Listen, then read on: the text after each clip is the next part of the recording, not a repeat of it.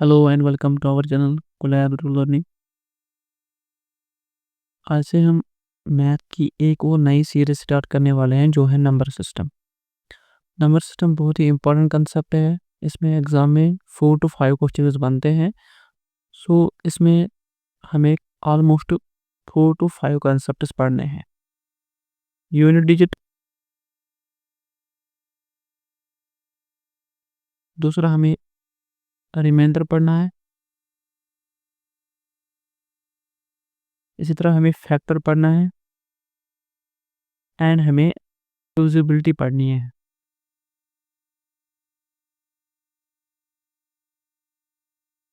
जो आज का हमारा क्लास है ये ओनली फोकस्ड है यूनिट डिजिट पे।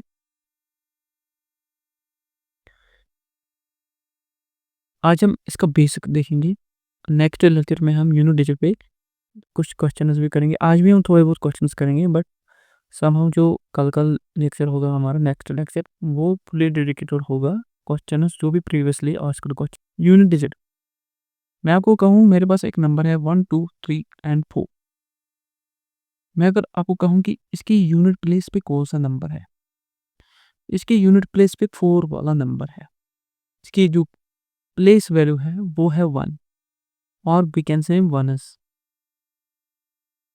इसी तरह अगर मैं आपको कहूँ प्लेस वैल्यू ऑफ 3 क्या है इसमें, तो इसकी बनेगी 10। प्लेस वैल्यू 10 और वी कैन से 10 is। इसी तरह 2 की प्लेस वैल्यू क्या होगी 100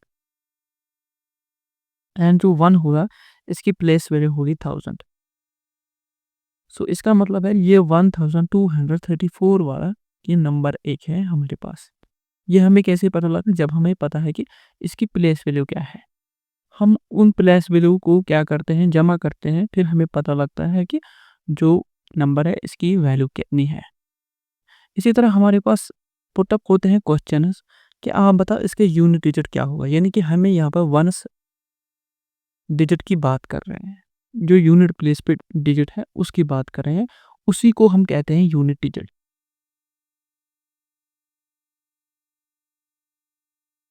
नाउ हम देखेंगे प्लस माइनस, वो तो आसान है कि प्लस माइनस में यूनिट डिजिट देखना, वो तो ऑलमोस्ट सबको आता ही होगा। बट जब हम पावर की बात कर रहे हैं तो वहाँ पर चीज़ होती है।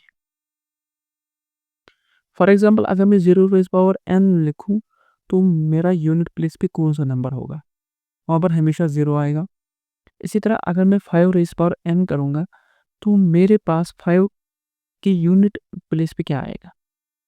अगर मैं 5 रेज़ पावर 2 करूँगा तो वहाँ पर क्या आएगा, 5 रेज़ पावर 3 करूँगा तो यूनिट प्लेस पे कौन सा आएगा। तो आपको याद रखना है हमेशा 5 ही आएगा।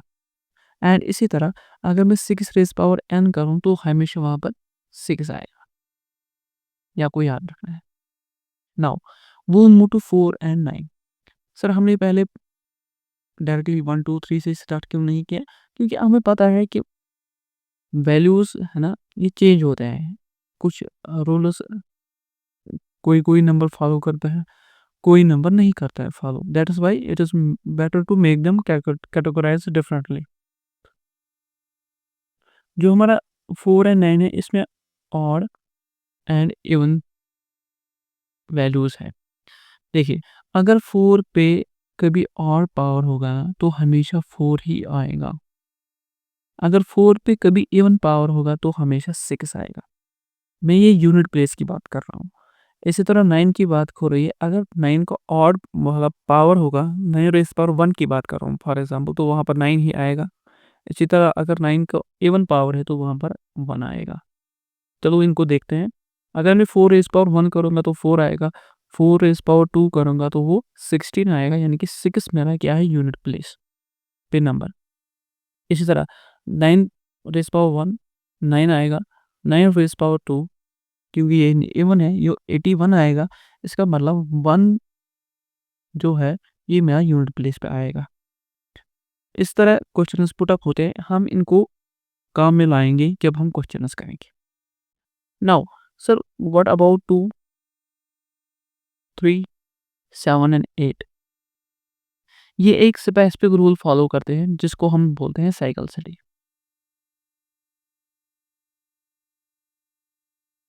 साइकिल सिटी, सर ये साइकिल सिटी क्या होता है। देखिए, अगर मैं 2 रेज़ पावर 1 करूँगा तो वो 2 आएगा, 2 raise power 2 4, 2 raise power 3 8, 2 raise power 4 16, 2 raise power 5 32।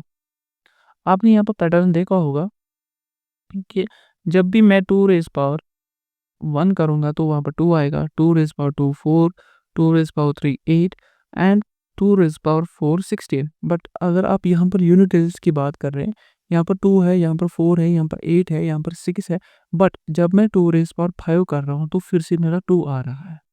तो इसका मतलब है कि 4 आफ्टर 4 फिर से रिपीट हो रहा है। अगर मैं 2 रेज़ पावर 1 का देखूँ तो 2 आएगा, तो इसका मतलब है आफ्टर 4 यानी कि 5th वाला होगा 2 रेज़ पावर 5 फिर से 2 आएगा। आया समझ में आपको?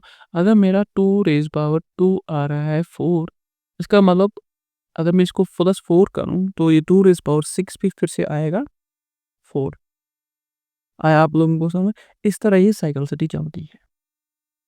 नाउ अगर हमारे पास कोई नंबर होगा जिसका जो पावर है वो बहुत बड़ा होगा, उस टाइम हमें 4 से उसको डिवाइड करना है। क्योंकि ये जो हमारा 4 साइक्लिसिटी का 4 है, ये वेरी, वेरी इम्पोर्टेंट है। देखिए, अगर मैं कहूँ कि 2 रेज़ पावर 13 है नंबर, आप मुझे बताओ इसका जो यूनिट प्लेस पे नंबर होगा ना वो कौन-सा होगा? यानी कि इसका यूनिट डिजिट कौन-सा होगा? आपको क्या करना है उस टाइम इस टाइप के क्वेश्चन्स में हमें क्या करना है? देखिए, 13 जो है ना इसको 4 से हम डिवाइड करेंगे। 4 3 12, 1 इज़ कैरी।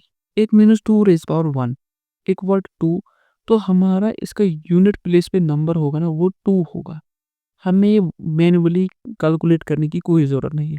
अगर हम वैसे करेंगे ना, पेपर बच्चों ने दिया भी होगा, आप फिर वही कभी भी यही क्वेश्चन कर कर रहे होंगे क्योंकि कभी ये ईज़ी नहीं होता है कि अगर आप देखेंगे सर ये 2 ही तो है, हम करेंगे 13 टाइम्स मल्टीप्लाई, क्या पता वहाँ पर 2 रेज़ पावर 27 आए या 77 आए। तो आपको करना है ना वहाँ पर आपको सिंपली मैंने दिया है रूल आपको 4 डिवाइड करना है। अगर वहाँ पर एग्ज़ैक्टली डिवाइड हो गया तो आपको पावर में 4 रखना है।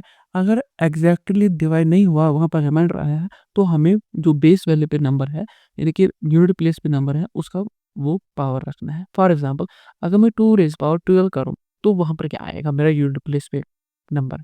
देखिए, अगर मैं 12 को 4 से डिवाइड करूँगा ना, 4 3 12, तो यहाँ पर रिमाइंडर 0 आ गया ना, इस टाइम मुझे 2 रेज़ पावर 4 करना है। 2 रेज़ पावर 4 आया 16, इसका मतलब 6 मेरा क्या होगा यूनिट डिजिट। ये आपको याद रखना है। जब डिविजिबिलिटी अच्छे से होगी, नो रिमाइंडर होगा, रिमाइंडर 0 होगा, तो उस वक़्त हमें पावर 4 रखना है। बट अगर हमें रिमाइंडर कुछ आया तो हमें वो रखना है ऊपर, तो हम फिर कैलकुलेट कर सकते हैं उससे। ये बस ये बेसिक है, जितना सिंपल हो सका मैंने उतना सिंपल रखा इसको। So let us move toward the questions. Our first question is find the unit digit of 43 raised power 46। देखिए, हमें 4 के साथ कुछ लेना देना नहीं है, आप 4 को इग्नोर करो। 3 रेज़ पावर 46, ठीक है ना? मैंने आपको कहा कि साइकिल सिटी से इनका निकलता है हमें, तो इसको हमें 4 से डिवाइड करना पड़ेगा। तो अगर मैं 46 को डिवाइड भी करूँ 4 से, 414 6 आएगा, 414, तो वहाँ पर मेरा 2 आएगा रिमाइंडर। इसका मतलब है मुझे 3 रेज़ पावर 2 करना है, तो मेरा 9 आएगा आंसर। इसका आंसर 9 आएगा। मैंने आपको पहले ही कहा ये बहुत ही ईज़ी क्वेश्चंस होते हैं, उतने टफ नहीं होते हैं। Find the unit digit of 4 rays power 63।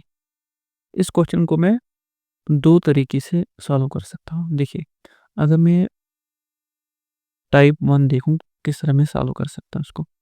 मैंने आपको कहा कि 4 का अगर ऑड होगा तो 4 होगा, अगर इवन होगा पावर में तो यहाँ पर क्या आएगा 6। बट आप क्लियरली देख सकते हैं 63 क्या है ऑड है, तो इसका आंसर 4 होगा। एंड मैं इसको साइकिल सिटी से भी प्रूव कर सकता हूँ। देखिए, अगर मैं 63 को 4 से डिवाइड करूँ, 4 1 4 23 4 5 20, तो यहाँ पर 3 रेज़ पावर आएगा। तो मैं यहाँ पर 4 रेज़ पावर 3 करना है, तो वो कितना बनता है 16 इंटू 6, 16 इंटू 4 सॉरी, क्योंकि ये थर्ड टाइम है। 4 6 24, इसका मतलब है जो भी यूनिट प्लेस पे होगा वो 4 होगा। तो क्लियर है यहाँ तक। अब है find the unit digit of 9 rays power 64। इसको भी हम इसी तरह 2 तरीके से सॉल्व कर सकते हैं। देखिए, ये A1 है, तो इसका आंसर 1 होगा। अगर मैं अब इसको क्या करूँ, 64 को मैं 4 से डिवाइड करूँ, 4 1 4, 24, 4 6 24, तो यहाँ पर क्या हो गया ये फुली डिवाइड हो गया है। इसका मतलब है मुझे 9 को 4 रेज़ पावर रखना है। 9 इंटू 9 इंटू 9 इंटू 9, 9 9 81, 9 9 81। तो यहाँ पर फिर से अगर मैं यूनिट प्लेसेस का फिर से मल्टीप्लाई कर रहा हूँ, वो फिर से 1 आ रहा है, तो इसका आंसर 1 ही होगा दोनों तरीके से। आप कोई सा भी तरीका लगाओ इन दोनों क्वेश्चंस को, तो आपको आंसर निकलने वाला है। In next lecture, we are going to looking for more questions.